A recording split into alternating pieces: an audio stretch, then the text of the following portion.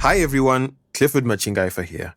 And this is UNAJUA, where we offer crowdsourced minimum actionable responses to important questions in 15 minutes or less. Welcome to part 2 of our 3-part Web3 themed series featuring insights delivered by the Nairobi-based Kenyan blockchain enthusiast, data wrangler, and entrepreneur, Michael Kimani. Now, before we dive into the episode, a big thank you to the Celo Community Fund for getting behind African Tech Roundup's current season of blockchain-themed learning content. Over the next several months, you can look forward to more UNAJUA podcasts like this one, exclusive interviews with innovators from Africa's blockchain scene, insight-filled written think pieces and op-eds by entrenched specialists and talented journalists, and even live interactive Twitter spaces where you can be part of the conversation. To make sure you don't miss a thing, follow us on Twitter and Instagram at African Roundup, or search for African Tech Roundup on Facebook and LinkedIn and find and follow our profiles on there. And of course, if you'd like to learn more about Celo's mission to build a financial system that creates the conditions for prosperity for everyone, visit www.celo.org. And to apply for the Celo Community Fund grant, like the one making this podcast possible, head to www.celocommunityfund.org. On this podcast, Michael offers a brief introduction to Decentralized Autonomous Organizations, commonly known as DAOs. He also shares a bit about the emerging trend of building internet businesses designed to share the commercial upside with users, explaining how internet entrepreneurs interested in building Web3 solutions would do well to lean into this dynamic.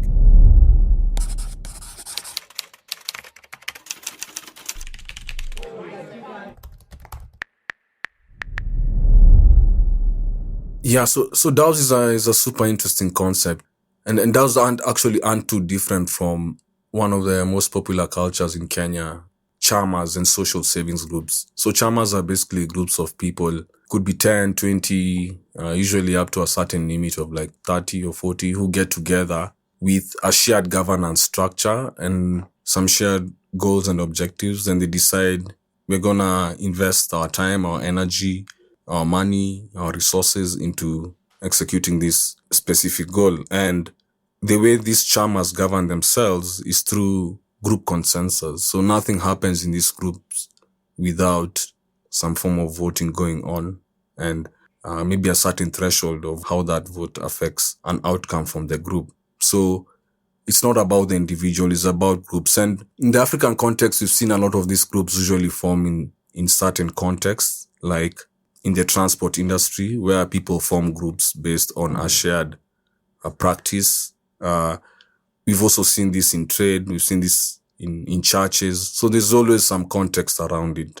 So DAOs are no different. I think DAOs are the online version of this. So that's one. It's people who have some shared values and some shared interests being able to come together and come up with some rules and some governance rules and some goals and the way they arrive at decisions. And then sometimes people have to put in their resources. So it's like an online version of communities or people with shared interests aggregating. With these new kinds of Web3 technologies, like let's say crypto or maybe blockchains, you can have a means for people to congregate together online and make contributions of capital into projects and use some capabilities of the blockchain like transparency to keep track of the distribution of such funds to a shared project, you know?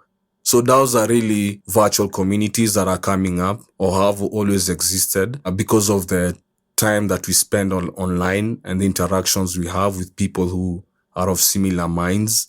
And we are just beginning to scratch the surface with the tools that we have to turn these shared beliefs and these shared goals into concrete projects that can impact the real world. You can imagine right now, actually some of the blockchain networks that exist today, like Ethereum, these are literally people who've taken out real money in their real world and put it into tokens and participating in the active governance of a project to become the next infrastructure layer for building crypto financial services. So really, that's an example of an organization that exists right now and has significant influence on the world, it's actually already influenced the world.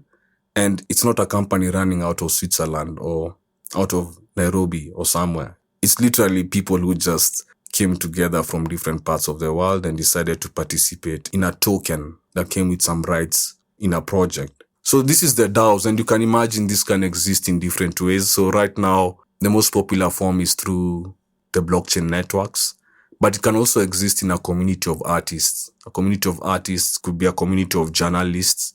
It could be a community of creators online. And now suddenly they can structure themselves and have the tools to take shape of their own platforms. So if they feel that some of the platforms, if it's journalists feel like some of the platforms are censoring some things that the world should see, then all of a sudden they have the Web3 infrastructure to be able to build a platform that someone like the government cannot come and censor because it doesn't like what these journalists are printing. You see, so you can see how the political nature of the infrastructure layer affects even how journalists can participate in creating news and breaking out stories. So it does matter. This infrastructure matters. And then being able to get such journalists into a community that can also pursue their own shared ambitions, such as censorship freedom, then becomes even more powerful, you see. And then it just plays out such that if such a DAO succeeds, then 10 years from now, you could see a story where a DAO of journalists was able to influence real world politics by just being able to self-coordinate and govern themselves. So this is like some of the Web3 potential around DAOs that I find most exciting. I think it's really powerful. I think it's going to transform the world. It's just super early days, but it really boils down to we're spending more time on the internet. We have more interest on the internet. We are connecting with other people. And now we're just taking it a notch higher and saying, okay, now we can do all that, but we can also come together and build projects. And in the context of Africa, I think it's really embedded in our cultures as well. So it might surprise us how things like DAOs emerge in the African context. It may not necessarily be the way they've been envisioned in Europe or in the West or in China. It could be some contextual DAOs emerge from our market. I don't know how that looks like. I'm yet to see any, but I can see people are trying to build communities around, let's say, an influencer or a celebrity like Davido, but still a lot of experimenting. I think for me, one takeaway that I'm really picking up from Web3 is the user has more power and voice. So that really changes how we approach building things, how we pitch to potential users. For example, when I first joined Facebook, the way that happened was someone would send you a link and invite you, and maybe if you liked Facebook enough, you would decide to join it and start using it. And then Facebook ended up becoming a multi-billion-dollar business. But what happened to all the people who sent out the friend invites? Like all the people who helped Facebook in recruiting people? You know what? They never got to share a piece of that. They never got paid for that. Yet Mark Zuckerberg made billions of dollars from the efforts of others. So I think one of the characteristics about Web3 is fixing such imbalances where the users who help you grow your network, the users who bring value to your network, they deserve a piece of your success, because your success is built on them. So I think entrepreneurs need to think a lot more about the user, how can we serve the user? How can we make the user part of our strategy? Can the governance of our strategy be influenced by our users? Can users reap the rewards of our business model? Is there a way we can have a business model where we win and our users win? And I think the crypto peer-to-peer marketplaces have shown us an example of that.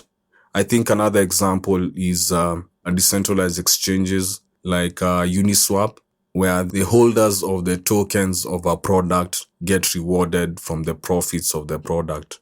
I think in Africa, peer-to-peer markets have really embraced this ethos of working with the users and rewarding the users, and the users as your partners, not as people you take from, it's people you share with. And these markets, right now, they've employed over 100,000 vendors across Africa. They're creating job opportunities for these young people as market makers. Local Bitcoins and Paxu, local cryptos, and Binance peer-to-peer, these are great examples of rebuilding financial services while including the users as a participant who can benefit commercially. Traditionally, setting up a forex business is a complex affair. You need millions in Kenya, for example, to get a license. But in this new Web3 economy, anyone with a mobile phone and a mobile money account and some capital can become quite literally a quote-unquote FX dealer on a market for airtime and tokens, I think if you're an African founder in this space, you're the first one out the gate. So you're kind of taking all the risk. And I'm one of those entrepreneurs. So this is a fairly new technology. The venture space in Africa isn't that old, the tech startup ecosystem. So we are all kind of trying this as we go all at once. You can imagine there's the bigger Web3 trend going on globally. And we are kind of trying to apply that and find commercial opportunities within the context of Africa. So we are the brave souls that have to figure this out. So I'm also an entrepreneur like all the other Web3 entrepreneurs, and I wouldn't claim to know everything. But some of the lessons that I'm picking up, I like to think of it as a stack. So there's millions of young people in Africa right now between, say, the age of 18 and the age of 30. And there's millions of them coming. A lot of them are on mobile phones. They have access to airtime. They have access to mobile money accounts. Some of them have access to smartphones and Android and access to internet. They have time on their hands. There's no jobs in the real economy, or at least not enough. These people are always looking for a side hustle. They have capital, sometimes small amounts of capital, but they still have the same hunger as someone with a large amount of capital. And if you think about that segment of users with the characteristics that I've described, I think there's a lot of Web3 things that are emerging right now and look feasible in the next 12 to 24 months, such as play-to-earn gaming or peer-to-peer markets like crypto and market making. And then there's the micro-task economy as well that's emerging.